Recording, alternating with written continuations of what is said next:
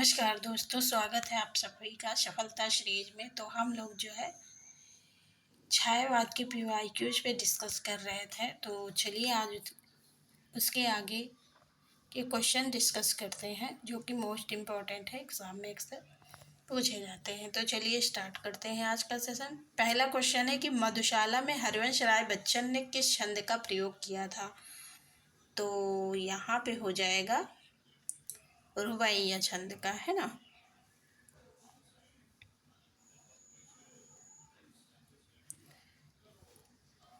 फिर अगला क्वेश्चन है कि द्रौपदी नामक प्रबंध काव्य के रचयिता कौन है। तो द्रौपदी नामक प्रबंध काव्य के रचयिता जो है नरेंद्र शर्मा है। द्रौपदी नामक प्रबंध काव्य के रचयिता नरेंद्र शर्मा है। ये प्रेम और मस्ती के कवियों के अंतर्गत आते हैं। नरेंद्र शर्मा जो है प्रेम और मस्ती के कवियों के अंतर्गत आते हैं। इनके अन्य काव्य जो है प्रभात फेरी है, पलाश वन है, अग्नि शस्य है, रक्तचंदन है, मिट्टी और फूल है, प्रवासी के गीत आदि हैं। अगला क्वेश्चन है कि सुमित्रा नंदन पंत की निम्नलिखित में से किस रचना पर महर्ष अरबंदी का प्रभाव देखने को मिलता है। तो यहाँ पे ऑप्शन सी सही हो जाएगा, स्वर्ण किरण। अगला क्वेश्चन है कि निम्नलिखित में रचनाओं के उनके रचनाकारों के साथ सुमेलित कीजिए। तो यहाँ सुमेलित करना है। प्रेम पथिक किसका है। प्रेम पथिक हो जाएगा जयशंकर प्रसाद का। तो ए का 5 हो जाएगा। तो 5 कहाँ पे है, एक ही ऑप्शन में है, ए पे।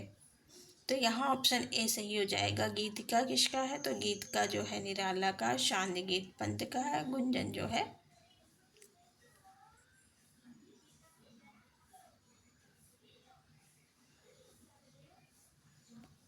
गीत शांति गीत महादेवी वर्मा का हो जाएगा, गीत का निराला का हो जाएगा, है ना, गुंजन पंत का हो जाएगा। ऑप्शन ए यहाँ से ही हो जाएगा। चलिए प्रकाशन वर्ष देख लेते हैं। प्रकाशन वर्ष में से क्वेश्चन बनते हैं। तो यहाँ प्रेम पथिक जो है कब लिखा गया था, 1914 में प्रसेत जी का है। और गीत का जो है 1936 में। ये किसका है, तो निराला जी का है। शांत गीत 1936 में। शांत गीत और गीत का दोनों 1936 में लिखा गया है, महादेवी वर्मा का है। गुंजन जो है 1932 में सुमित्रा नंदन पंत का है। पंचवटी 25 में मैथिली शरण गुप्त का है। तो चलिए आगे क्वेश्चन देखते हैं। अगला क्वेश्चन है कि प्रसाद जी ने अपने किस रचना में आनंद की प्रतिष्ठा दार्शनिकता की ऊपरी आभास के साथ कल्पना की भूमिका बनाकर दी थी। तो वो हो जाएगा ऑप्शन सी कामायनी में, है ना। अगला क्वेश्चन है किस धारा का काव्य भौतिक तथा आध्यात्मिक के द्वैत और संघर्ष की ज्वलंत आधुनिक समस्या से जूझने का प्रयास है। तो यहाँ हो जाएगा ऑप्शन सी। इम्पोर्टेंट क्वेश्चन है ना, ध्यान दीजिएगा। अगला क्वेश्चन है कि काव्य आत्मा की संकल्पनात्मक अनुभूति है, यह कथन किसका है। तो संकलनात्मक अनुभूति किसने कहा है। तो हमारे जयशंकर प्रसाद जी ने कहा है। चलिए देख लेते हैं सुमित्रा नंदन पंत ने क्या कहा है छायावाद के विषय में। तो सुमित्रा नंदन पंत कहते हैं कि कविता हमारे परिपूर्ण क्षणों की वाणी है।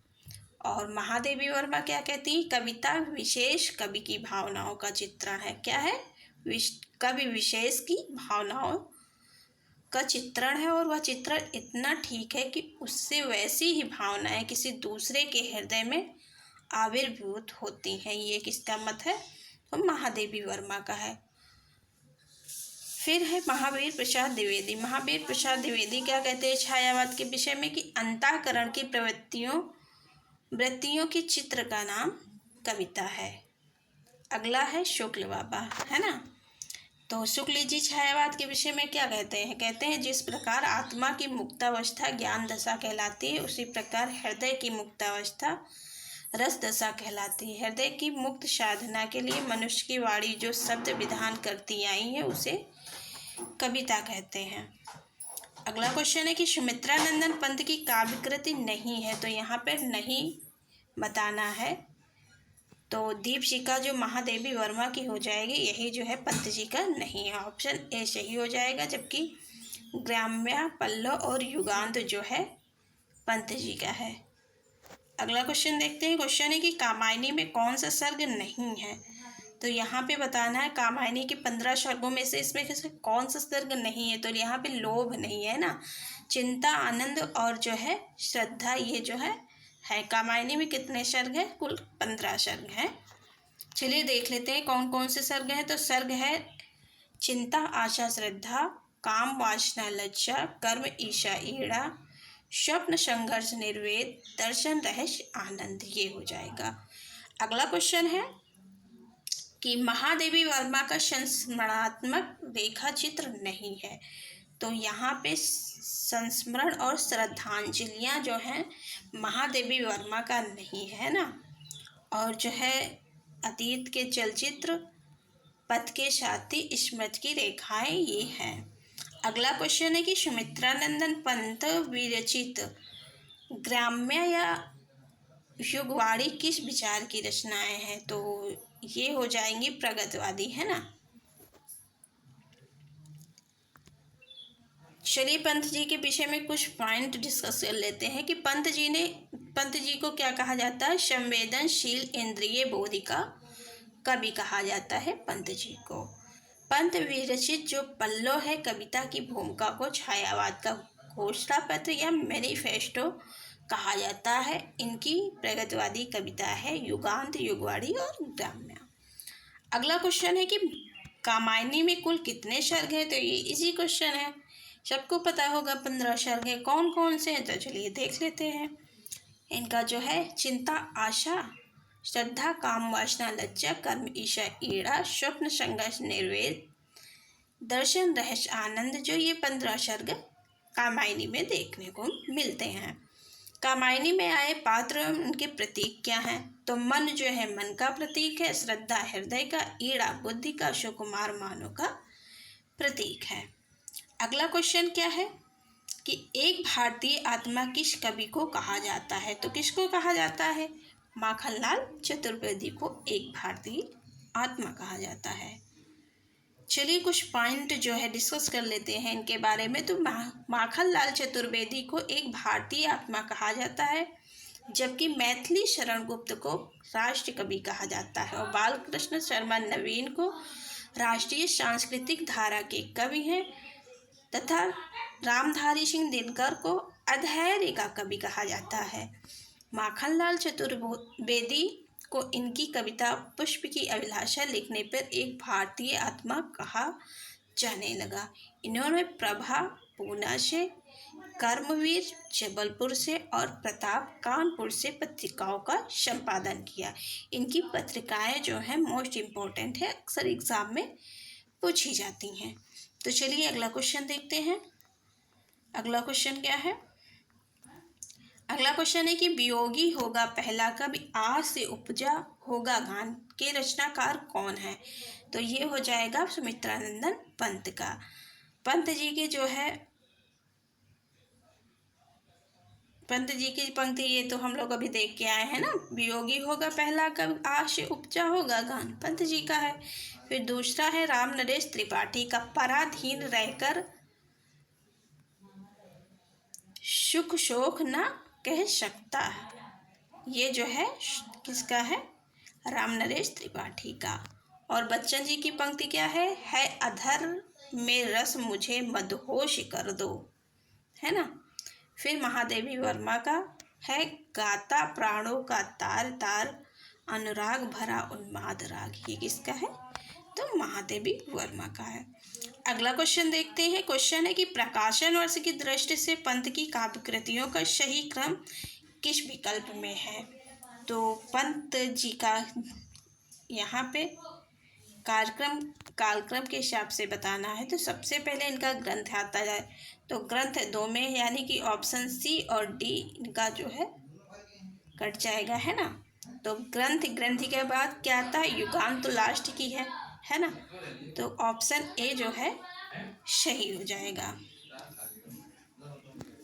ग्रंथ का प्रकाशन 1920 में हुआ, गुंजन का 1932 में, युगांत का 1936 में, युगवाणी 1939 में, और स्वर्णधूल जो है 1947 में लिखा गया। ये सब इम्पोर्टेंट है, इनको जरूर ध्यान रखिएगा, मिलान में या ऑनलाइनर में पूछे जाते हैं। अगला क्वेश्चन है कि इनमें से छायावादी काव्य से संबंधित कौन सा कथन सही नहीं है। तो यहाँ पे सही नहीं पे फोकस करना है, यानी कि कौन सा सही नहीं है। तो रहस्यवाद इसका प्रमुख अंग है, ये तो सही है ना। फिर है बी है कि इसमें वेदना के आधार पर स्वानुभूति की अभिव्यक्ति को प्राथमिकता दी गई, ये भी सही है। ऑप्शन सी है कि ध्वन्यात्मकता और लक्षणा इसका एक प्रमुख घटक है, यही गलत है। ऑप्शन डी है कि इसमें रीतकालीन और द्विवेदी कालीन कविताओं से भिन्न प्रकार के भावों के नए ढंग की अभिव्यक्ति की गई है, ये सही है। यानी कि यहाँ पे ऑप्शन सी गलत हो जाएगा। अगला क्वेश्चन है कि आचार्य नंद दुलारे वाजपेयी की समीक्षा पद्धति से संबंधित कौन सा कथन सही नहीं है। यहाँ पे नहीं पे फोकस करना है। तो यहाँ पे पहला है कि इन्होंने शुक्ल की समीक्षा पद्धति को ही आगे बढ़ाया है, ये तो सही है। दूसरा है कि शुक्ल के सिद्धांतों को यथावत स्वीकार कर छायावादी काव्य की सौंदर्य शास्त्रीय समीक्षा की है, ये ऑप्शन जो है गलत हो जाएगा, है ना। फिर सी है कि वे साहित्य की प्रगति द्वंद्वात्मक नहीं धारावाहिक मानते हैं, ये सही है। ऑप्शन डी है कि उनके अनुसार श्रेष्ठ साहित्य की रचना युग चेतना को अंगीकार किए बिना संभव नहीं है, तो ये भी सही है। जितने सही वाले ऑप्शन हो उस पर ज़्यादा फोकस करिएगा, क्योंकि यहाँ से क्वेश्चन बन जाते हैं, है ना। तो यहाँ पे ऑप्शन बी जो है सही आंसर हो जाएगा।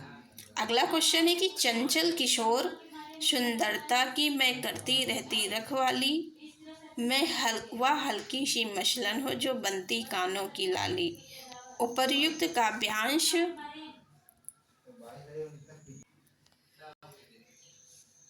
चलिए देखते हैं क्वेश्चन। चंचल किशोर सुंदरता की मैं करती रहती रखवाली, मैं वह हल्की सी मसलन हो जो बनती कानों की लाली। उपर्युक्त काव्यांग में किसका वर्णन किया गया है। तो यहाँ पे हो जाएगा लज्जा का, है ना। ऑप्शन सी सही हो जाएगा। अगला क्वेश्चन है कि ओ जीवन की मरमरीचिका कायरता के अचल विषाद काव्यांश में किस भाव का उद्बोधन हुआ है। तो यहाँ पे हो जाएगा ऑप्शन ए, यानी कि चिंता का। अगला क्वेश्चन है कि उज्जवल वरदान चेतना का सौंदर्य जिसे सब कहते हैं, जिससे अनंत अभिलाषा के सपने सब जगते रहते हैं, प्रस्तुत पंक्तियां कामायनी के किस सर्ग से उद्धृत हैं। तो यहाँ पे हो जाएगा ऑप्शन बी लज्जा सर्ग से, है ना।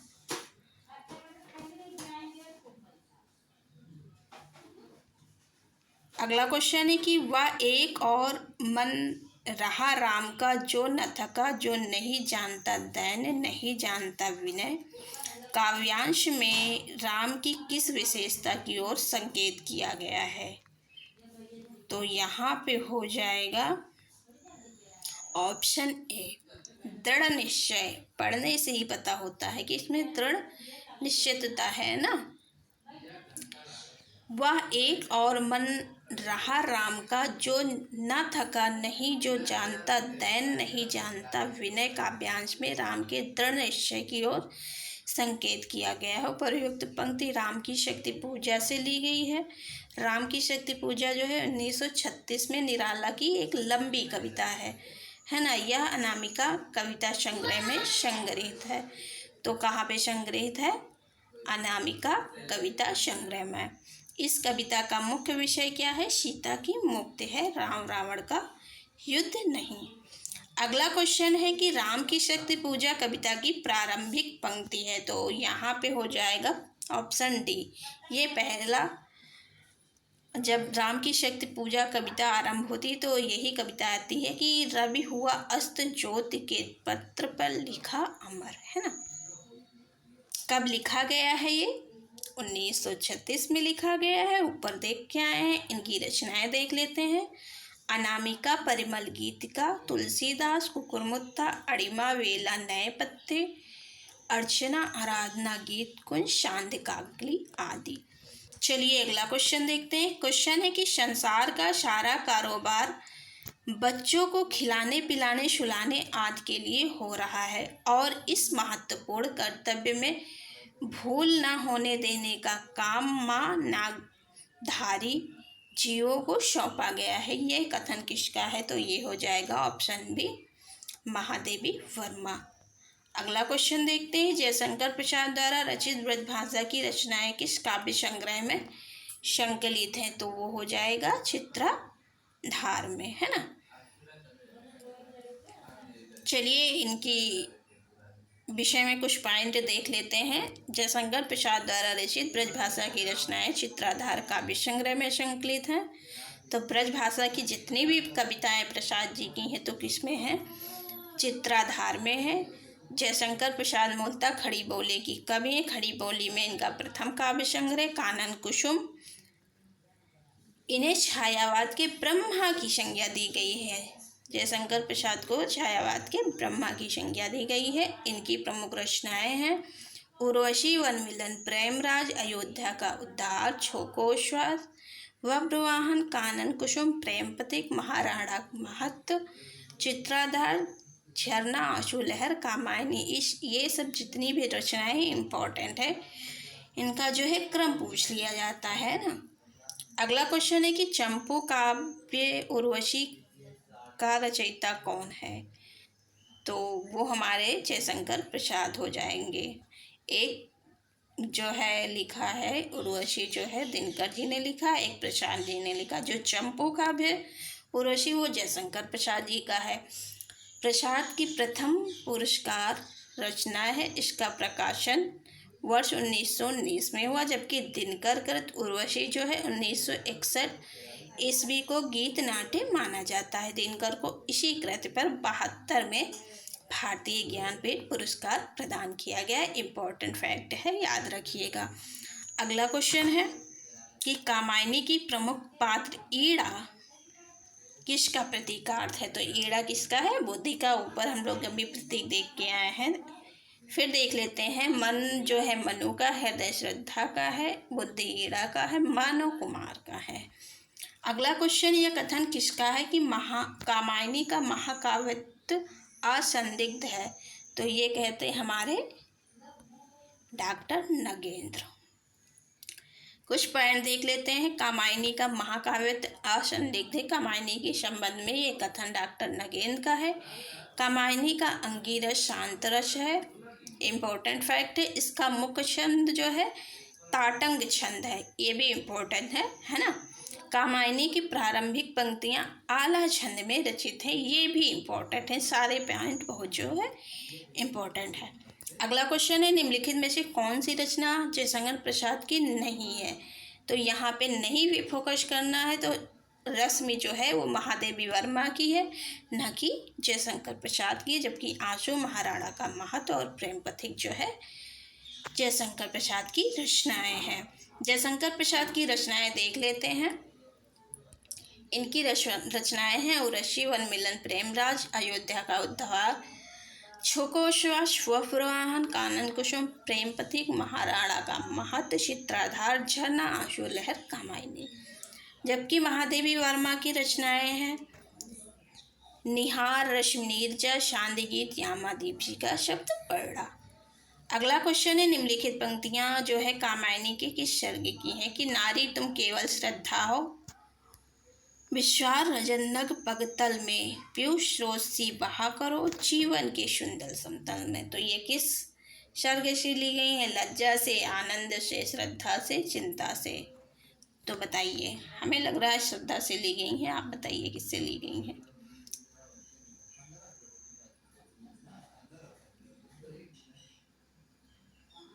लज्जा सर्ग से ली गई हैं। सॉरी, श्रद्धा से नहीं ली गई हैं, ये जो है लज्जा से ली गई हैं। अगला क्वेश्चन देखते हैं।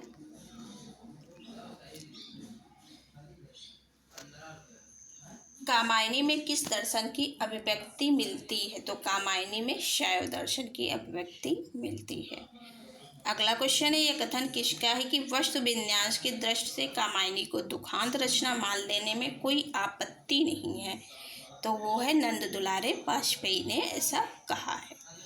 अगला क्वेश्चन है कि निराला दार्शनिक कवि है, यह कथन किसका है? तो यह कथन हमारे डॉक्टर रामविलास शर्मा जी का है। ऑप्शन बी यहाँ राइट हो जाएगा।